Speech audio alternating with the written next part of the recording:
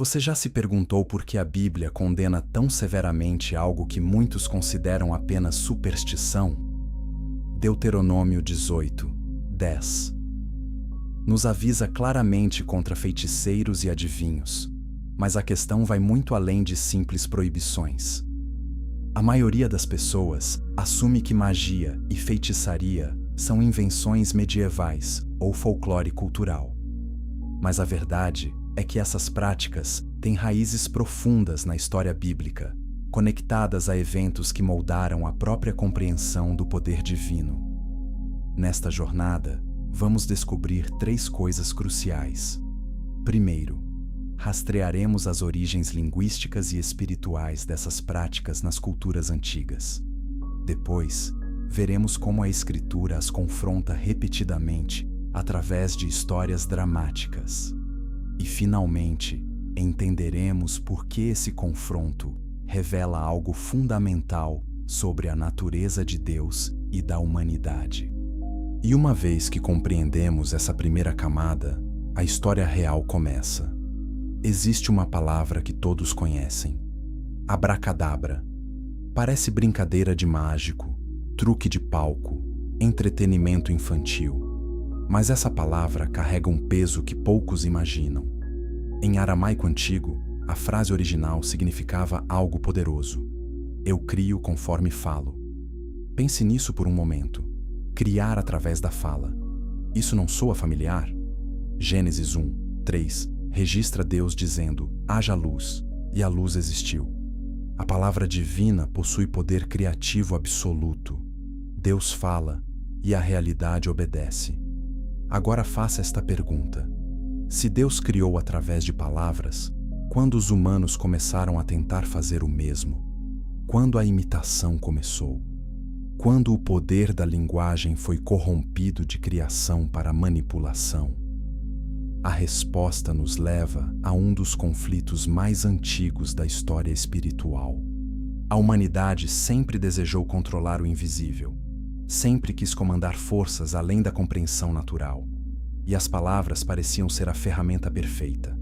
As civilizações antigas entendiam que palavras não eram apenas sons, eram portais, eram chaves. Mesopotâmia, Egito, Pérsia, Grécia. Todas essas culturas desenvolveram sistemas elaborados de encantamentos, fórmulas, rituais verbais. Eles acreditavam que pronunciar as palavras certas, na ordem certa, com a entonação certa, poderia abrir portas para o sobrenatural. Poderia invocar espíritos, poderia curar doenças, poderia amaldiçoar inimigos, poderia até alterar o destino. Mas aqui está o problema central. A Bíblia apresenta uma distinção radical. Existe o poder de Deus, que cria e governa tudo. E existem tentativas humanas de acessar poder espiritual por caminhos alternativos. Essas tentativas recebem nomes específicos nas Escrituras: feitiçaria, adivinhação, encantamento, necromancia. E todas compartilham algo em comum. Todas tentam manipular o espiritual sem submissão ao Criador. Pense na audácia disso. Imagine tentar usar as ferramentas de Deus sem sua autorização.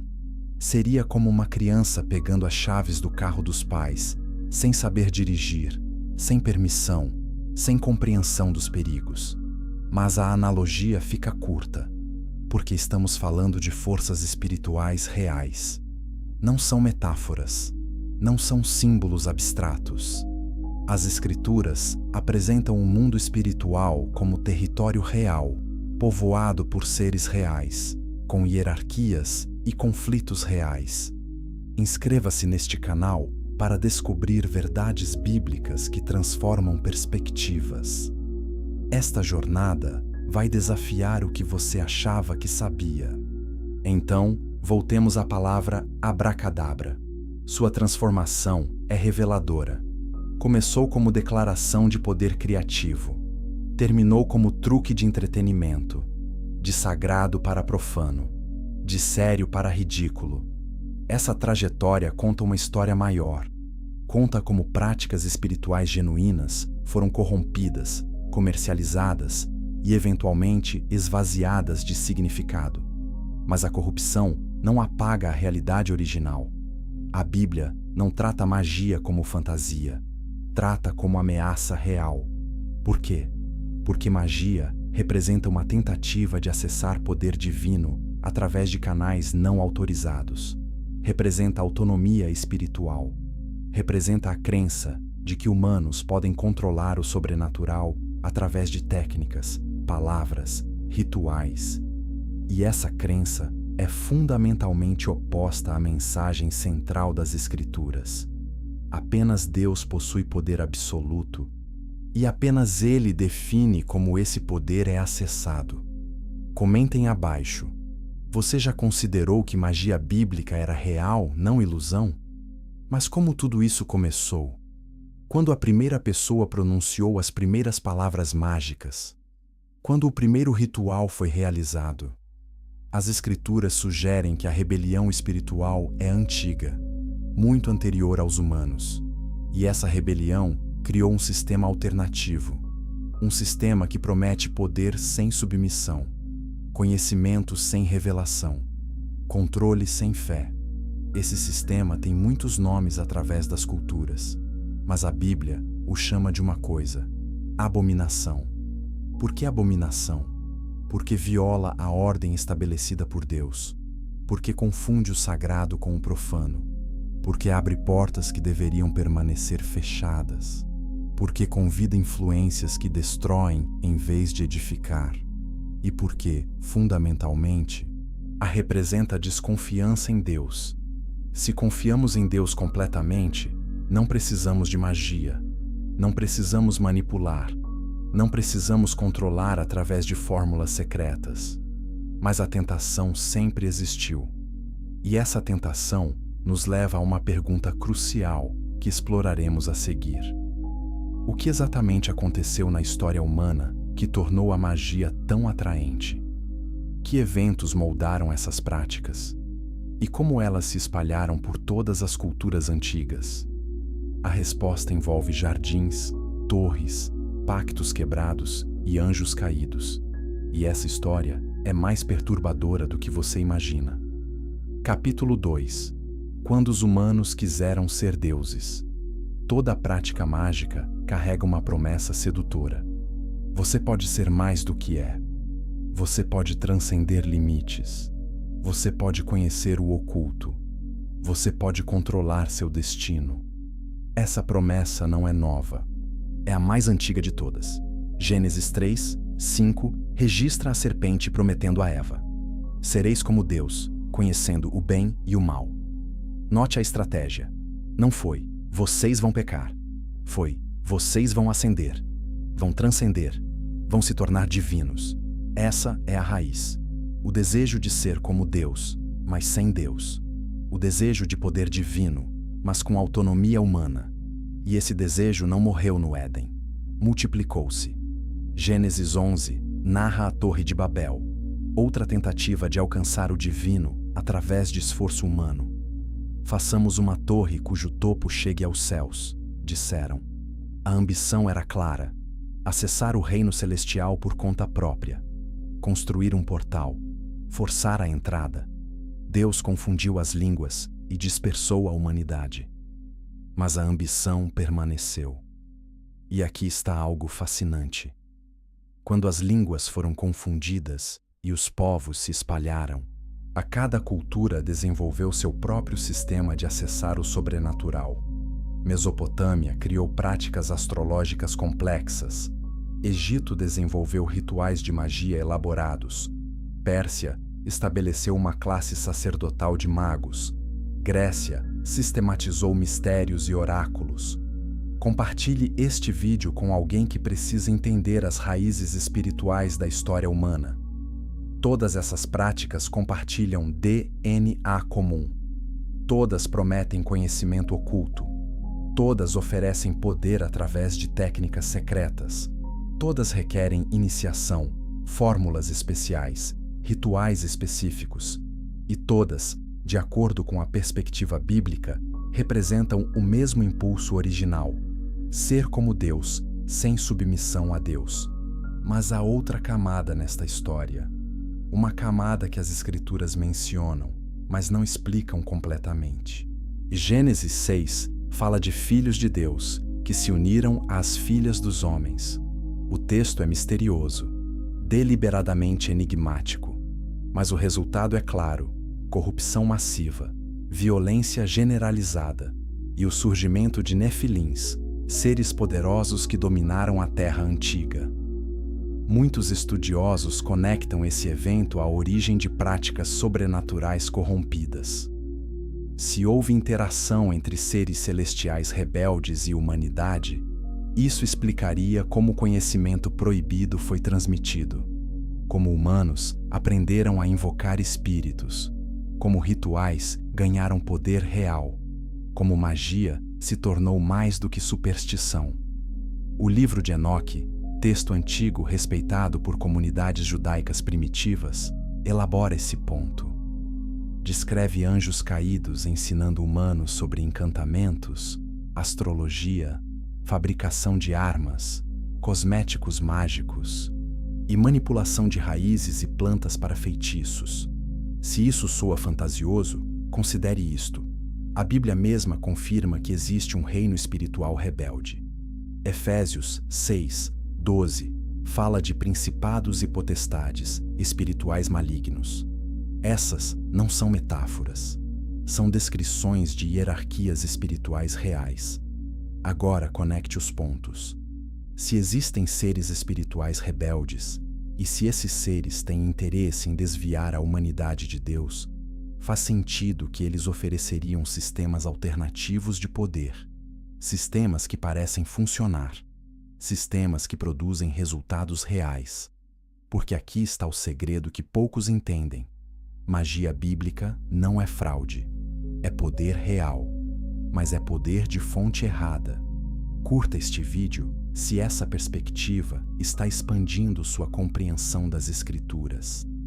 Êxodo 7 narra o confronto entre Moisés e os magos egípcios. Quando Moisés transformou seu cajado em serpente, os magos fizeram o mesmo.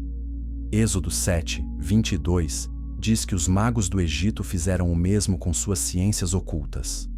Note, eles replicaram o milagre. Não foi truque, não foi ilusão.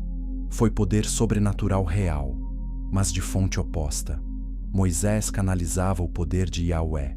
Os magos canalizavam o poder demoníaco. Essa distinção é crucial. O mundo espiritual não está vazio. Não é apenas Deus de um lado e vácuo do outro. Existem seres espirituais rebeldes que operam ativamente, e esses seres têm interesse em estabelecer sistemas de adoração alternativos. Porque adoração não é apenas cantar músicas. Adoração é reconhecimento de autoridade, é submissão de vontade, é direcionamento de lealdade.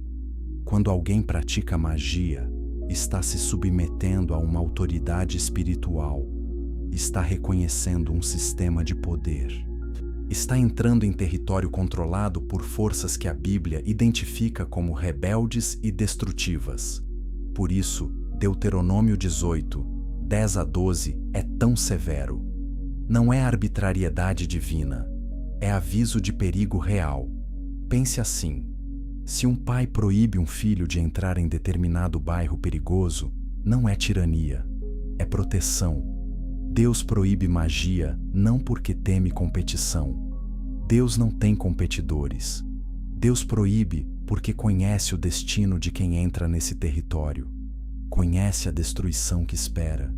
Conhece os seres que aguardam para explorar e escravizar.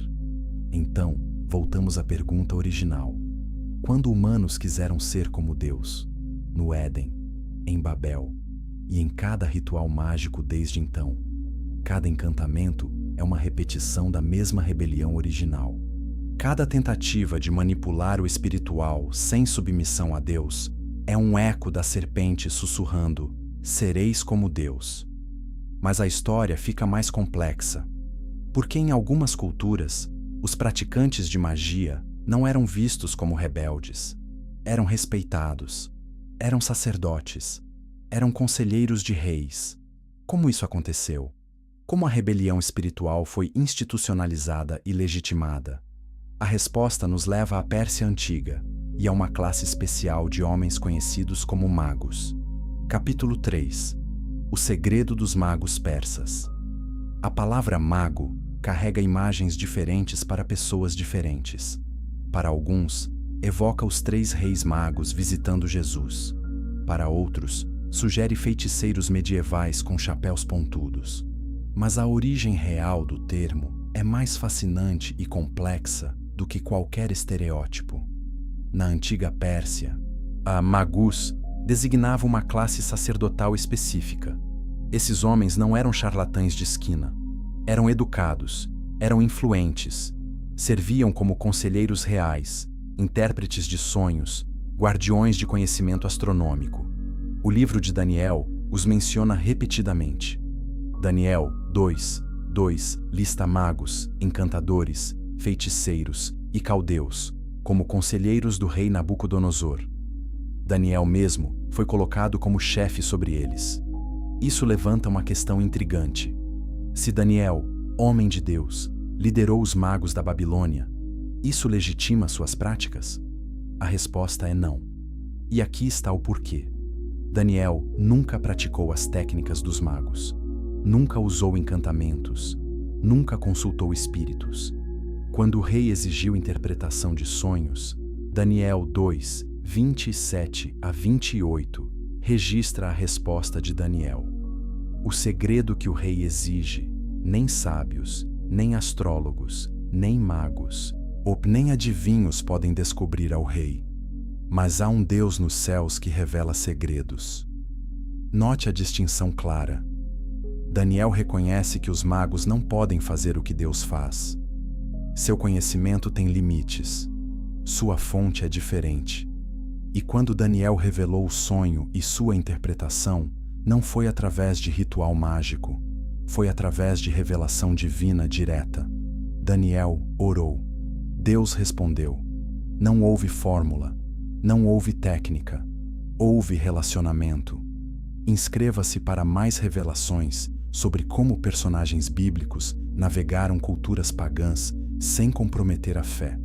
Mas voltemos aos magos persas. Sua influência era massiva. Heródoto, historiador grego, os descreve como intérpretes de sonhos, conselheiros políticos e sacerdotes que realizavam sacrifícios. Eles dominavam astrologia, herbanismo e rituais complexos. E aqui está o ponto crucial. Eles tinham resultados. Seus conselhos eram valorizados. Suas previsões frequentemente se cumpriam. Como? 2 possibilidades. Primeira, conhecimento natural acumulado. Estudar estrelas por gerações produz capacidade preditiva real sobre estações e eventos naturais. Conhecer plantas por séculos cria expertise médica real. Observar padrões humanos desenvolve insight psicológico real. Muita magia antiga era simplesmente ciência primitiva, envolta em mistério para manter monopólio de poder. Segunda possibilidade, interação com seres espirituais. Se demônios existem e possuem conhecimento sobre eventos futuros ou informações ocultas, poderiam compartilhar esse conhecimento com humanos que os invocam. Não onisciência, porque apenas Deus conhece tudo, mas conhecimento suficiente para impressionar. Informação suficiente para parecer sobrenatural. Provavelmente, a realidade era mistura de ambas. Conhecimento natural mais interação demoníaca. Ciência antiga mais espiritismo. E essa mistura tornava os magos perigosamente eficazes. Perigosos porque funcionava. Perigosos porque desviava a adoração do Deus verdadeiro. Perigosos porque criava dependência de fontes espirituais ilegítimas. Comentem. Você acha que toda a magia antiga tinha componente demoníaco? Ou parte era apenas conhecimento científico mal compreendido? Mas algo interessante aconteceu. Conforme os séculos passaram, o termo magus começou a mudar. Em algumas culturas, permaneceu respeitável. Os magos que visitaram Jesus eram provavelmente desses sacerdotes persas. Mateus 2 os chama magoi, em grego. Eles estudavam estrelas, identificaram uma estrela especial, seguiram-na até Belém e adoraram o Cristo recém-nascido. Esses magos representam algo importante. Pessoas que estudavam o oculto, mas reconheceram autoridade maior quando a encontraram. Não competiram com Jesus. Não tentaram testar seu poder. Não ofereceram seus próprios encantamentos. Simplesmente adoraram, porque verdadeiro conhecimento leva à adoração do Criador, não à autoglorificação. Mas em outras culturas, magus ganhou conotação negativa, especialmente em contexto grego e romano, onde o termo passou a significar charlatão, impostor, manipulador. Atos 13 narra o encontro de Paulo com Bar-Jesus, um falso profeta, mago judeu. Verso 8 identifica seu nome como Elimas, o mago, e Paulo o confronta severamente, chamando-o de filho do diabo e inimigo de toda justiça. Por que a mudança? Por que magus se tornou insulto em alguns contextos? Porque as pessoas começaram a perceber a manipulação, começaram a reconhecer que muitos magos eram fraudadores, que muitos truques eram ilusões, que muitas profecias eram vagas o suficiente para se aplicar a qualquer situação. A saturação do mercado com charlatães manchou a reputação de todos os praticantes. Mas aqui está a ironia. Os fraudadores não provam que magia nunca foi real. Provam apenas que humanos são oportunistas.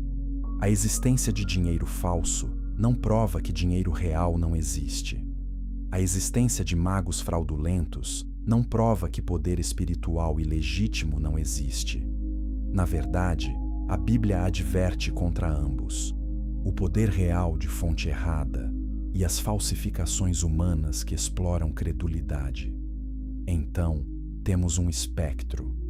Em uma extremidade, une sacerdotes sinceros buscando conhecimento do invisível. No meio, mistura de técnica natural e invocação espiritual. Na outra extremidade, charlatães completos explorando superstição.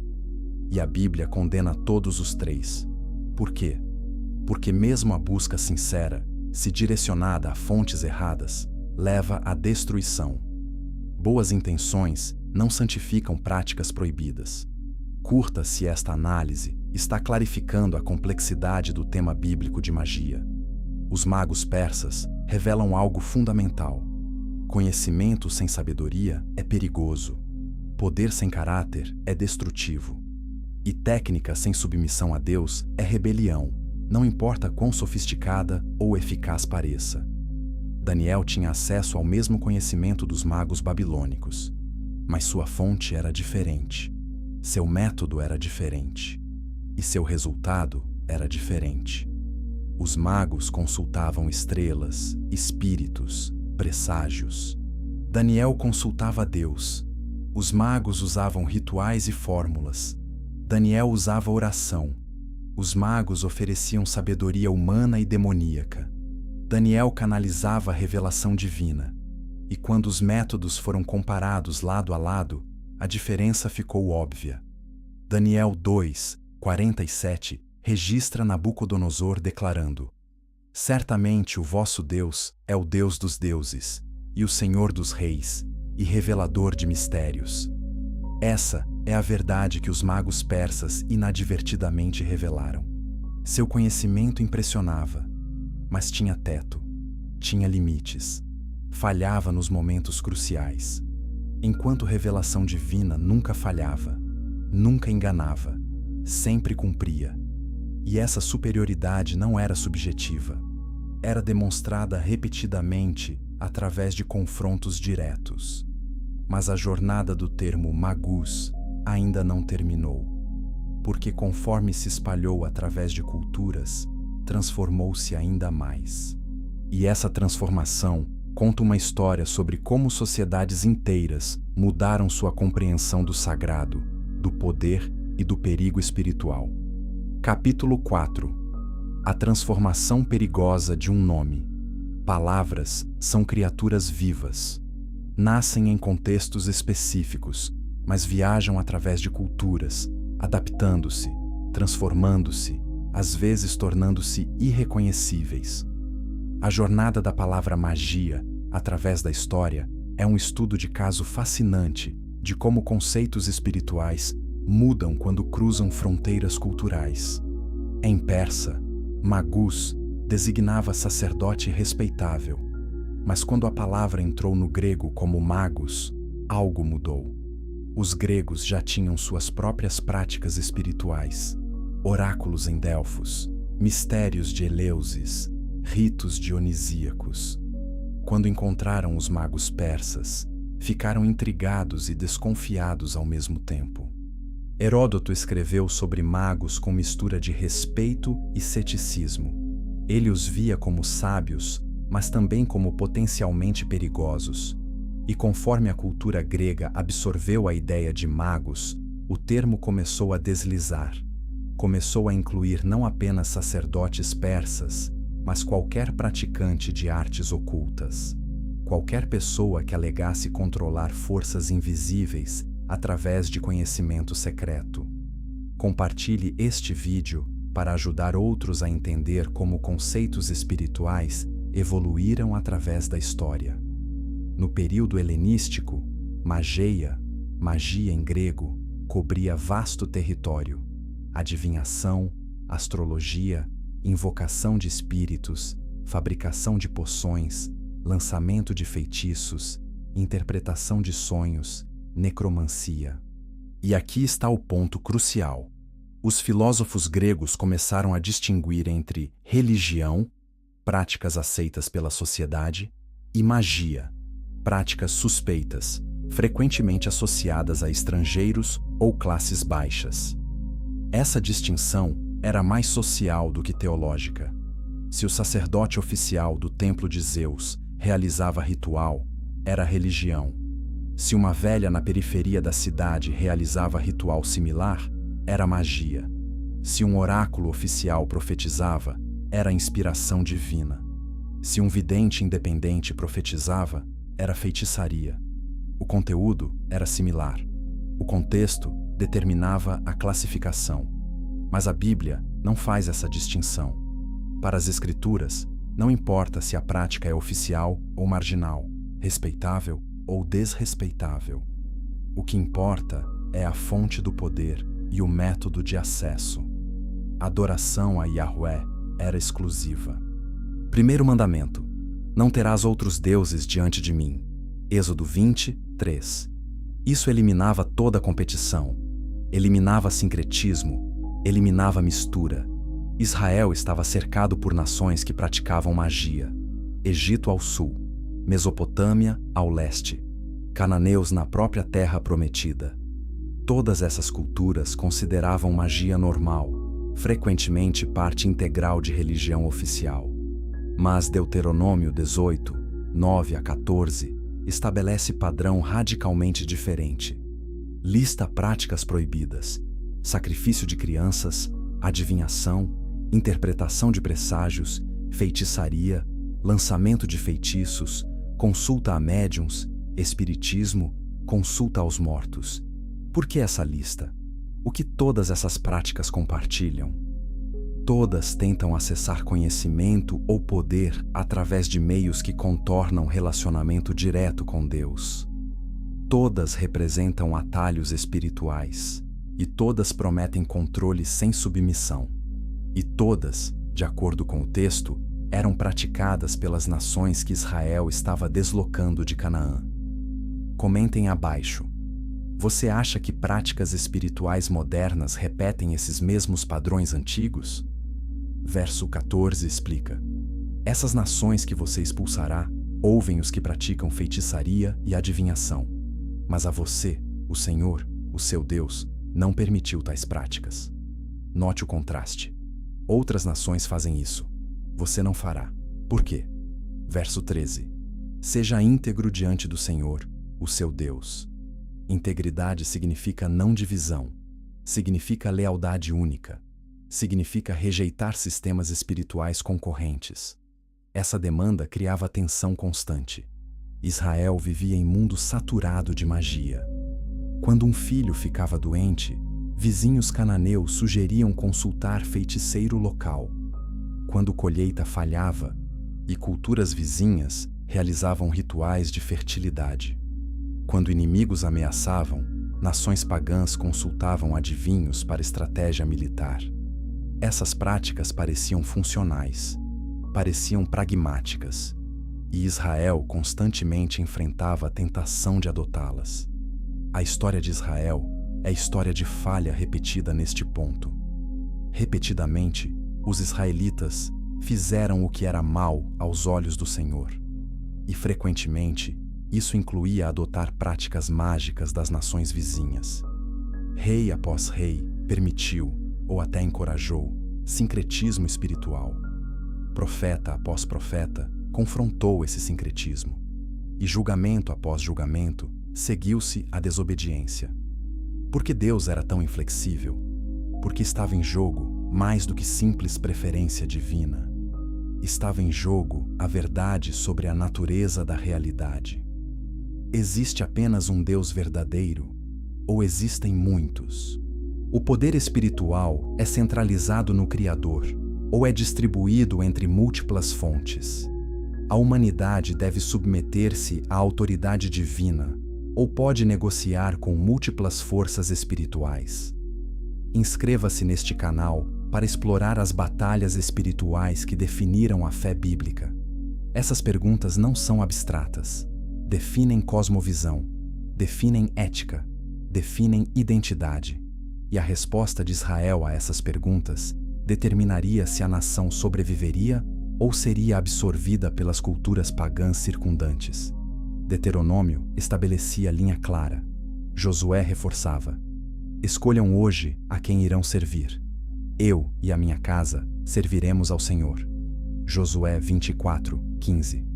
Mas a escolha nunca era fácil, porque magia oferecia resultados imediatos, oferecia sensação de controle, oferecia explicações para o inexplicável. Enquanto fé em Yahweh frequentemente requeria espera, confiança, aceitação de mistério. Requeria crer que Deus estava agindo mesmo quando invisível. Requeria submissão, mesmo quando o caminho parecia obscuro. E aqui está onde a transformação da palavra magia revela algo profundo. Conforme o termo se espalhou de Pérsia para a Grécia, depois para Roma e finalmente para o vocabulário cristão primitivo, acumulou camadas de significado negativo. Porque cada cultura que encontrou a verdade bíblica teve que confrontar suas próprias práticas mágicas. Teve que escolher entre sistemas espirituais. E cada vez, a escolha cristaliz ava a mesma questão: quem realmente governa o universo? Quando Paulo pregou em Éfeso, Atos 19 registra que muitos dos que haviam praticado artes mágicas, reunindo os seus livros, os queimaram publicamente. Quanto valiam esses livros? Calcularam o seu valor em 50.000 denários, uma fortuna. Esses convertidos não estavam descartando jogos inofensivos. Estavam renunciando sistemas de poder real, conhecimento valioso, práticas lucrativas. Por quê? Porque reconheceram autoridade superior. Reconheceram que Jesus Cristo representava poder incomparável. Mas o confronto entre Jesus e magia tinha começado muito antes de Éfeso. Tinha começado no Egito Antigo, em um dos encontros mais dramáticos da história bíblica.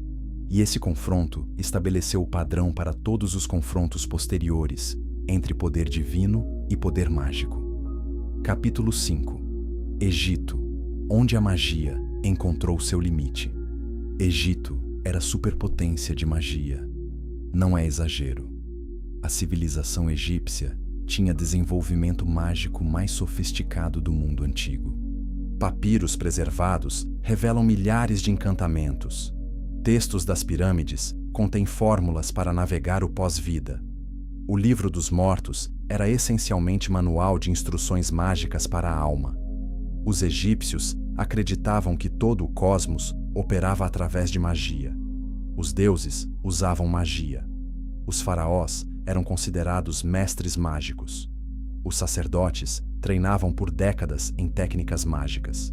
E o povo comum comprava amuletos, feitiços escritos e contratava magos para problemas cotidianos.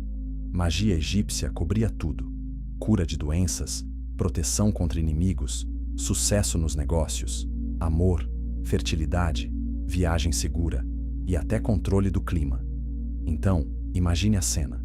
Moisés, criado na corte egípcia, educado em toda a sabedoria dos egípcios, retorna depois de décadas no deserto. Retorna com mensagem simples: deixa ir o meu povo. Faraó ri.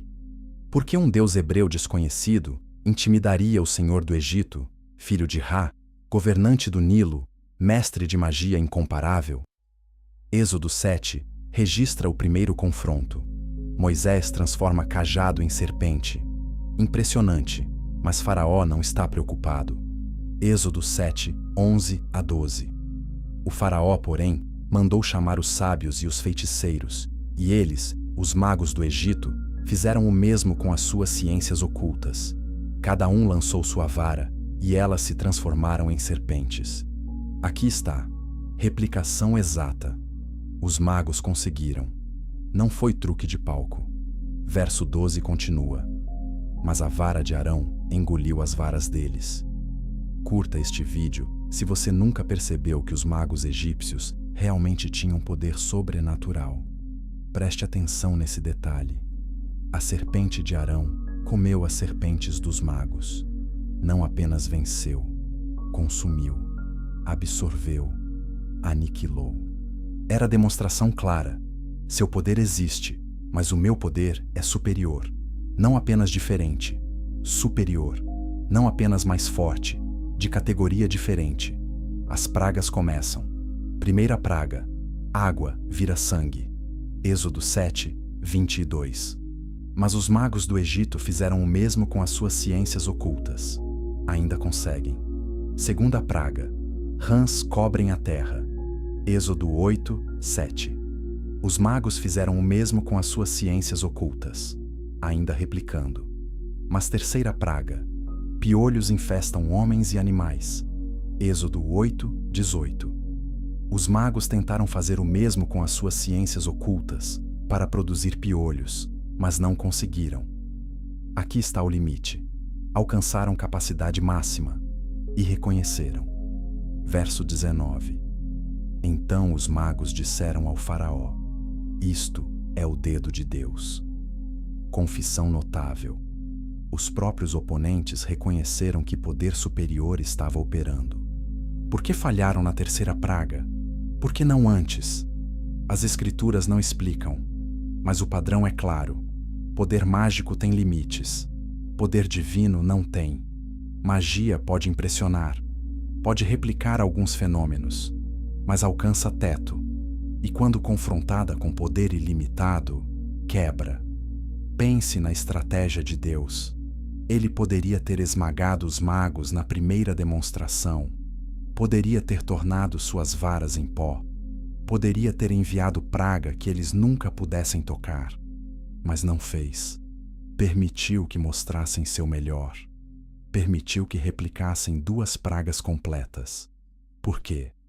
Para demonstrar gradualmente que mesmo o poder mágico real é insignificante comparado ao poder divino. Comentem. Por que vocês acham que Deus permitiu que os magos tivessem sucesso inicial antes de mostrar superioridade total?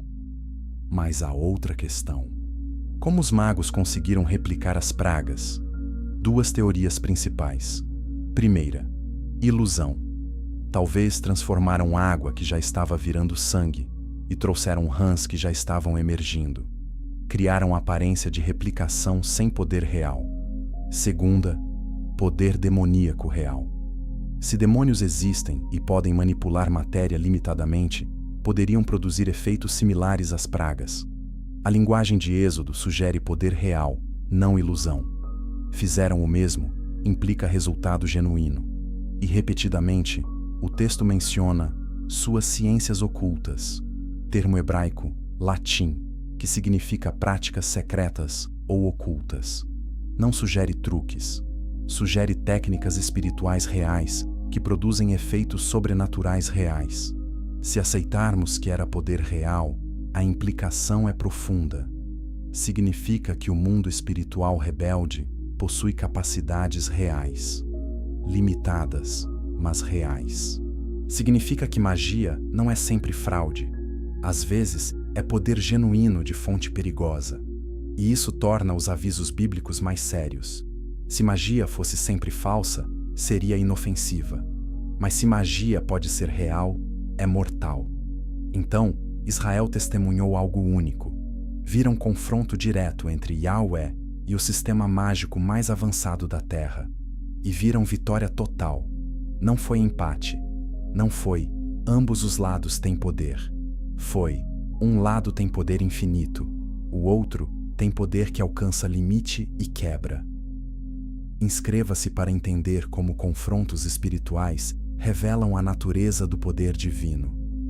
O Êxodo não foi apenas libertação física, foi declaração teológica. Foi demonstração que nenhum sistema mágico, por mais sofisticado, pode competir com o Criador. Egito representava pináculo de realização mágica humana. 1000 anos de desenvolvimento, registro e refinamento. E falhou. Não por falta de tentativa, por inerente inferioridade. Essa lição ecoou através da história de Israel. Sempre que profetas confrontaram práticas mágicas, apontavam de volta ao Egito. Lembravam: vimos o melhor que magia pode oferecer. E vimos que não era suficiente. Por que então recorrer a versões inferiores? Por que consultar adivinhos locais quando testemunhamos o fracasso dos mestres mágicos egípcios? Mas a memória humana é curta e a atração de magia é forte, porque magia promete controle imediato, promete respostas quando Deus parece silencioso, promete poder quando nos sentimos impotentes. E Israel, repetidamente, esqueceu as lições do Egito e voltou-se para práticas proibidas. E isso nos leva às palavras específicas que a Bíblia usa para condenar essas práticas. Palavras hebraicas precisas, com significados específicos. Porque entender os termos é entender a seriedade da proibição. Capítulo 6. As palavras proibidas de Israel. Idioma revela prioridades. Culturas desenvolvem vocabulário elaborado para o que consideram importante. Esquimós têm dezenas de palavras para neve. Árabes têm centenas para camelos. E hebraico bíblico tem vocabulário surpreendentemente rico para práticas mágicas proibidas. Isso por si só é significativo. Não é lista pequena de termos vagos, é taxonomia detalhada. Deuteronômio 18, 10 a 11, usa 7 termos diferentes. Vamos descompactá-los. Primeiro, Ma'avir Baesh, passar filho ou filha pelo fogo. Refere-se a sacrifício de crianças praticado no culto a Moloque. Não é exatamente magia, mas está listado porque representa extremo de rebelião espiritual. E segundo, Kozen Kezamim, praticante de adivinhação.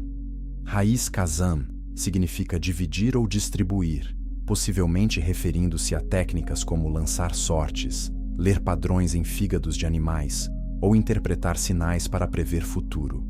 Terceiro, Meonen, observador de tempos ou leitor de presságios. Raiz pode relacionar-se a nuvens, sugerindo interpretação de formações de nuvens, ou pode referir-se a práticas de determinar momentos propícios ou inauspiciosos para ações. Quarto, Menachesh, praticante de augúrio, possivelmente relacionado a observar serpentes, Nachash igual a serpente, ou interpretar sons de animais e pássaros como sinais. Compartilhe este vídeo para que mais pessoas compreendam especificidade das proibições bíblicas. Quinto, Mekash Shef, feiticeiro. Este é o termo mais comum para a magia geral. O raiz pode significar murmurar ou sussurrar, referindo-se a encantamentos falados.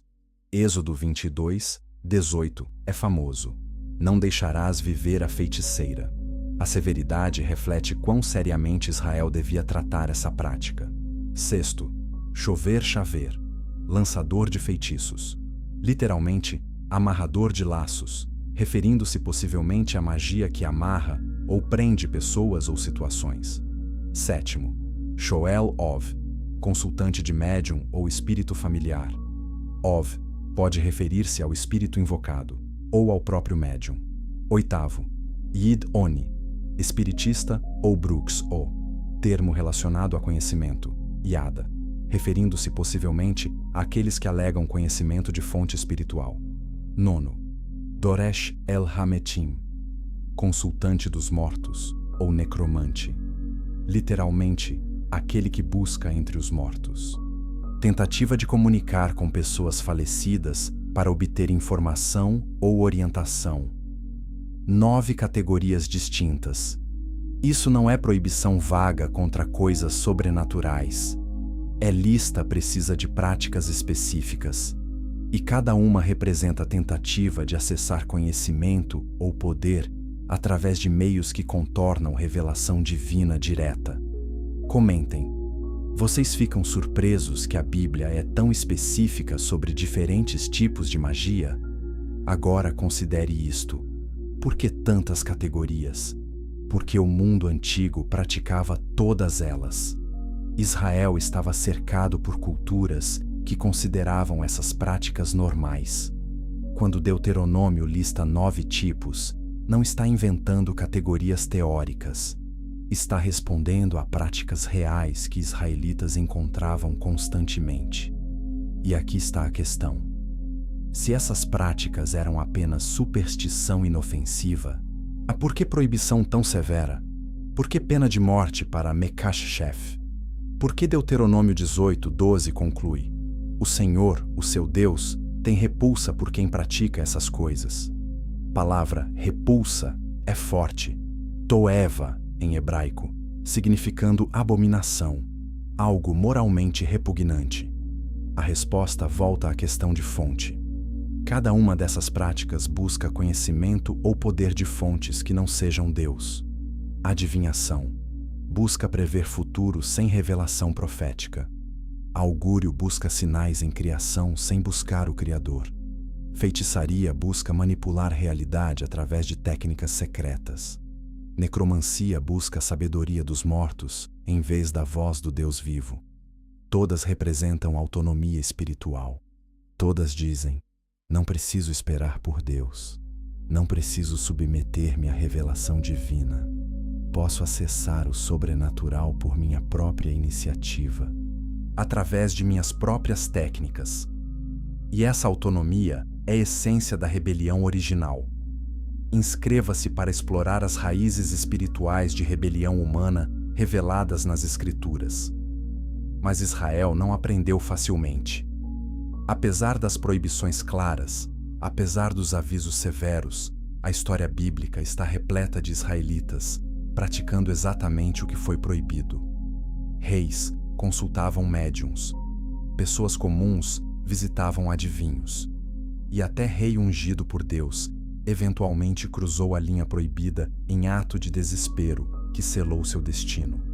Essa história é uma das mais perturbadoras da Bíblia e revela exatamente por que Deus levava a necromancia tão a sério. Capítulo 7. A queda de um rei desesperado. Saul começou bem. Primeiro rei de Israel, escolhido por Deus, ungido por Samuel, alto, impressionante, com potencial óbvio para a liderança. 1 Samuel 10, 9 diz: Deus mudou o coração de Saul. Parecia começo perfeito, mas a história de Saul é estudo de casos sobre deterioração espiritual gradual. Primeiro desobedeceu em Gilgal, oferecendo o sacrifício que deveria esperar Samuel realizar. Pequena impaciência, pequeno desvio de instrução, mas revelou algo no caráter.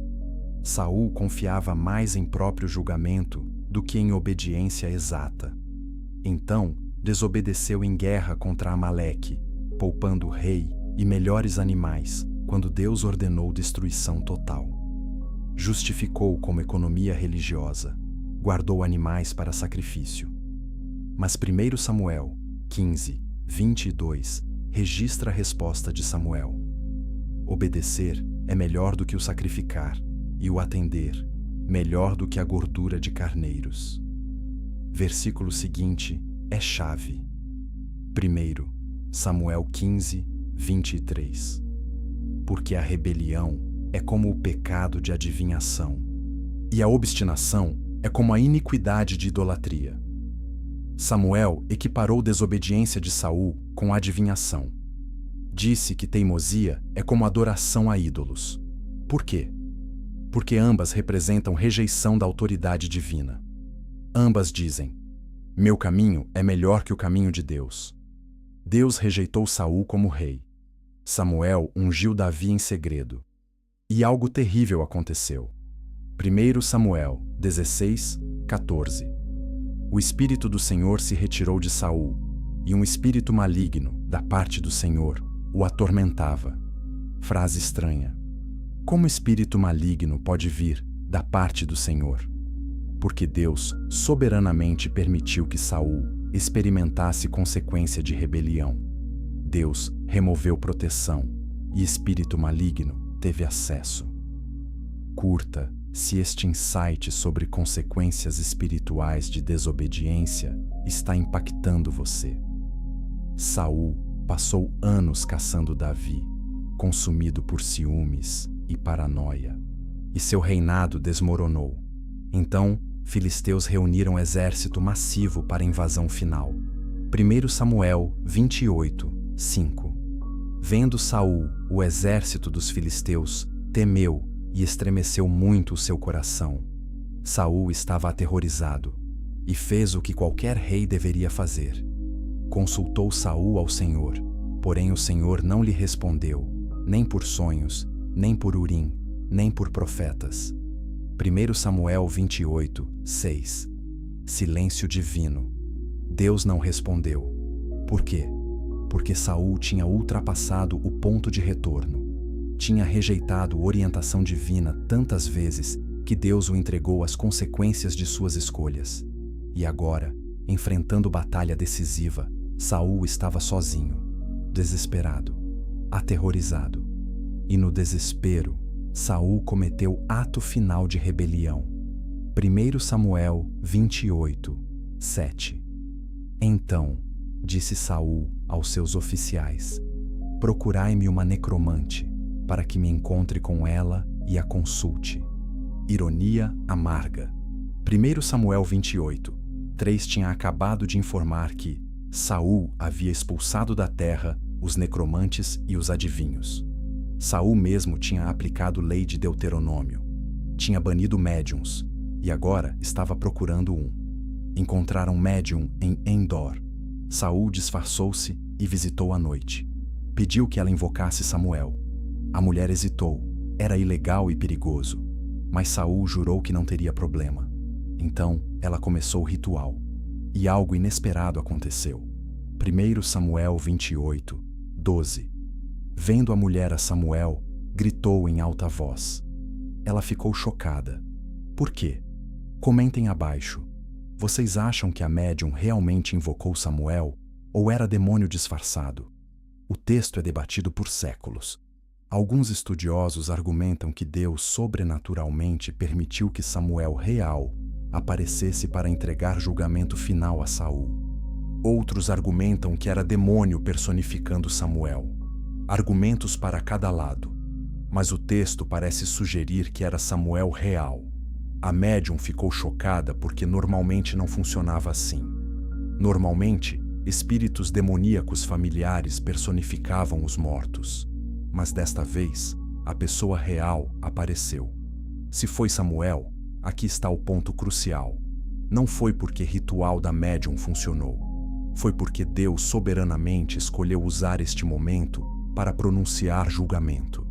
E o julgamento foi devastador. 1 Samuel 28, 16 a 19.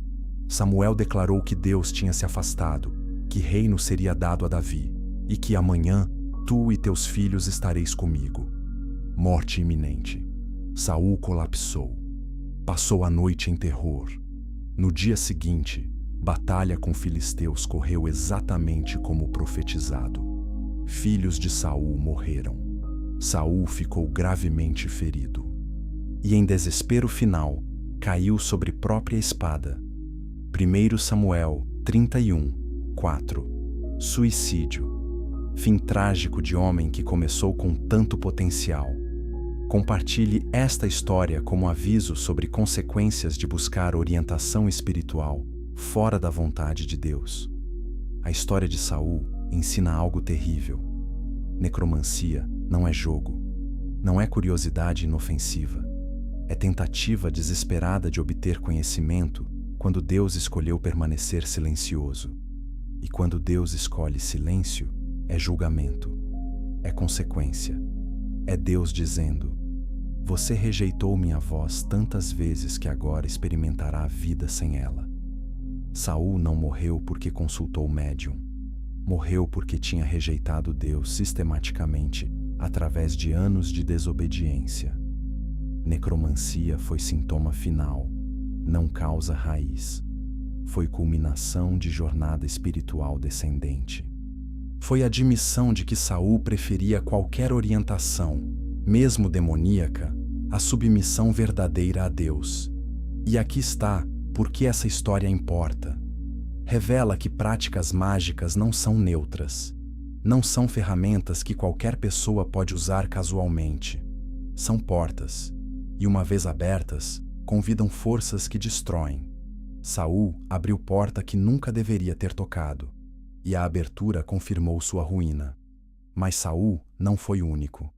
Através da história bíblica, indivíduos encontraram praticantes de magia, e cada encontro revelou algo sobre a natureza dessas práticas e os poderes por trás delas. Capítulo 8. Demônios, engano e poder falso. A Bíblia não é ambígua sobre fonte de poder mágico. Enquanto algumas passagens permitem que habilidade natural e conhecimento empírico expliquem certos truques, o Novo Testamento especialmente é claro: magia está frequentemente ligada à atividade demoníaca. Não é sempre fraude. É frequentemente power real, mas poder de fonte destruidora. Considere a linguagem de Paulo. 1 Coríntios 10, 20. As coisas que os gentios sacrificam, sacrificam aos demônios e não a Deus. Paulo não disse: eles acham que estão sacrificando a deuses, mas na verdade não estão fazendo nada. Ele disse que estão sacrificando a demônios, seres reais, forças espirituais reais. Não são os deuses que imaginam, mas também não são nada. São entidades espirituais malignas que recebem adoração desviada de Deus. Efésios 6, 12 expande: porque a nossa luta não é contra carne e sangue, e sim contra os principados e potestades, contra os dominadores deste mundo tenebroso, contra as forças espirituais do mal nas regiões celestes. Paulo descreve hierarquia organizada, principados, potestades, dominadores, forças espirituais.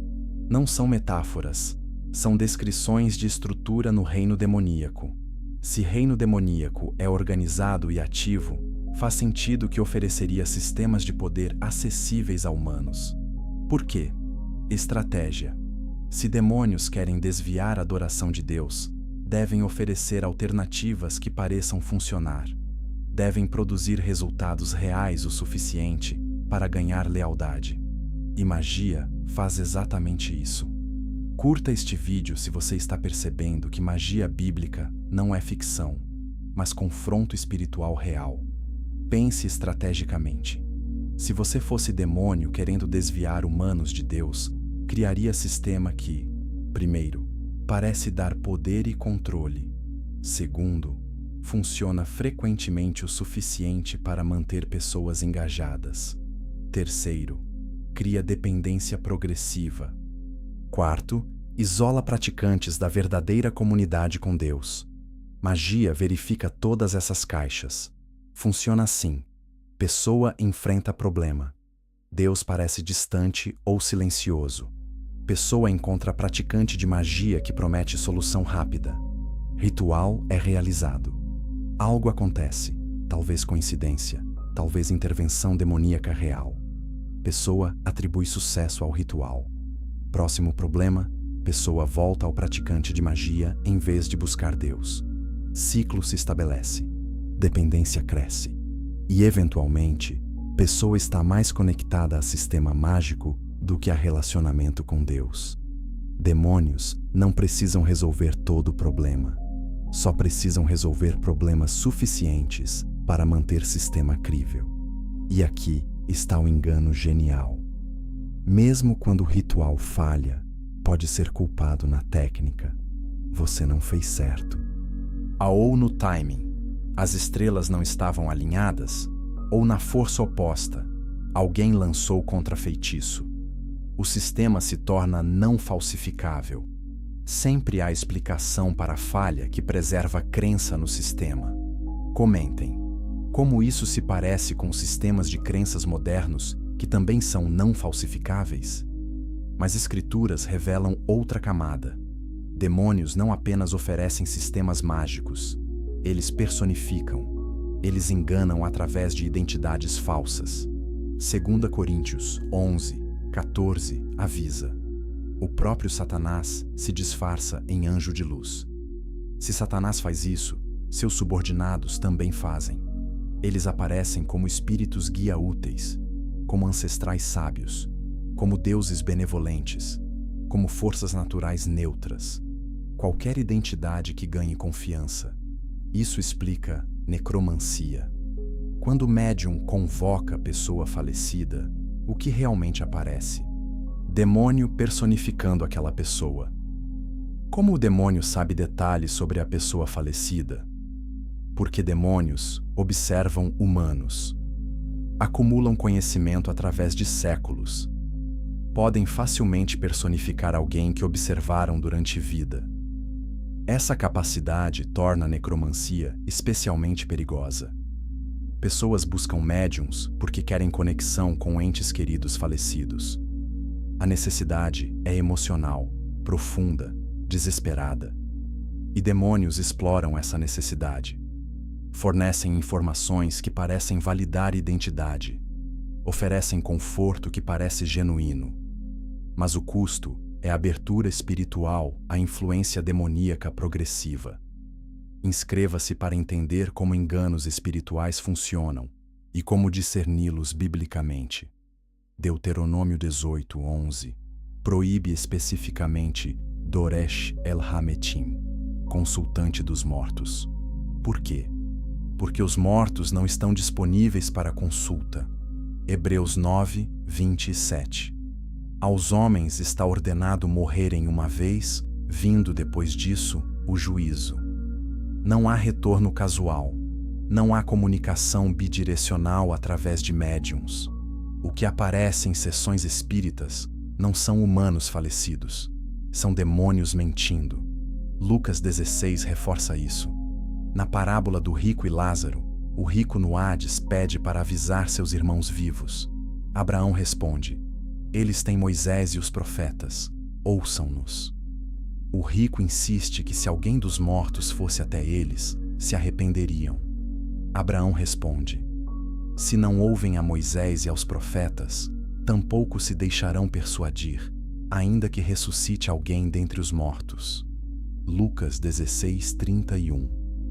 Mensagem clara: mortos não retornam para comunicar com vivos. Deus estabeleceu barreira. E qualquer comunicação que pareça cruzar essa barreira é engano demoníaco. Esse engano é perigoso não apenas porque mente, mas porque cria relacionamento espiritual com seres que odeiam humanos e querem destruição. Tiago 2:19 observa: crês, tu, que Deus é um só, fazes bem. Até os demônios creem e tremem. Demônios conhecem verdade teológica. conhecem o poder de Deus, tremem diante dele, mas odeiam Deus e, por extensão, odeiam humanos criados à imagem de Deus. Qualquer ajuda que oferecem é estratégica, não benevolente.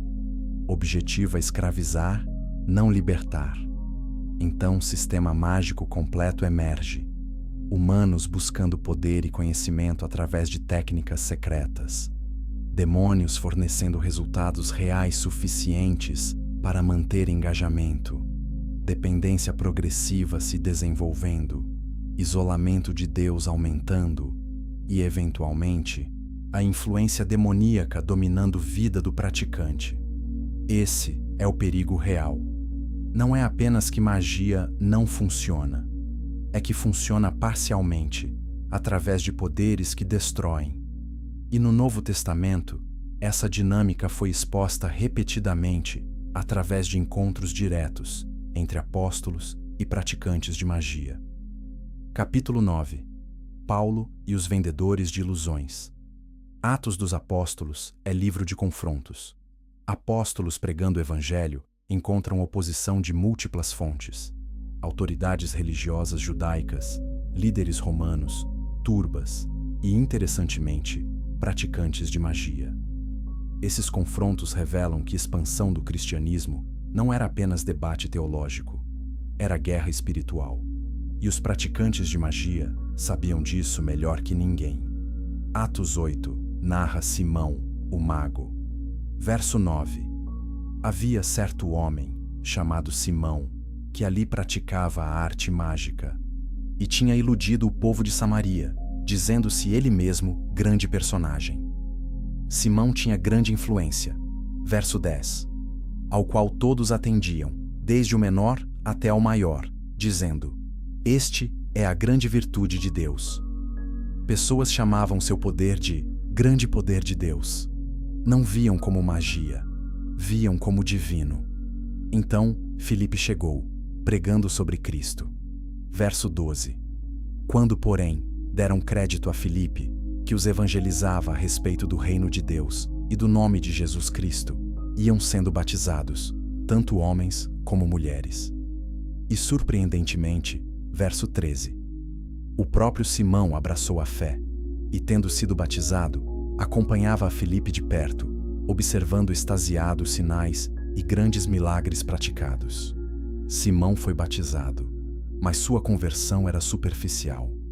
Porque quando Pedro e João vieram e impuseram mãos para que crentes recebessem Espírito Santo, Simão revelou motivação real. Atos 8, 18 a 19.